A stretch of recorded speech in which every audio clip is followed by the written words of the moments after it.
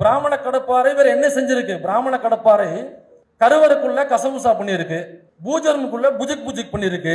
பூஜை போன கோவிலுக்கு அர்ச்சனை செய்ய போன பெண்களை அவங்களுக்கு தீர்த்தத்துல மயக்க மருந்து கொடுத்து, இந்த இங்க சென்னையில ஒரு பாப்பான் புகழ்பெற்ற ஒரு கோவில் ஒண்ணு இருக்கு பாரிஸ்ல, அங்க அந்த பெண்ணை அவங்க ஒரு டிவில தொகுப்பாளின்னு நினைக்கிறேன், விஜயவா இருக்காங்க. அந்த பெண்ணை அந்த பிராமண கடப்பாறை என்ன பண்ணுச்சு? பலமுறை இதே மாதிரி தீர்த்தத்துல மயக்க மருந்து கொடுத்து அந்த கடப்பாறை என்ன பண்ணுச்சு? அப்ப இந்த பிராமண கடப்பாறை காலங்காலமா இதுதானே செஞ்சுக்கிட்டு இருக்கு.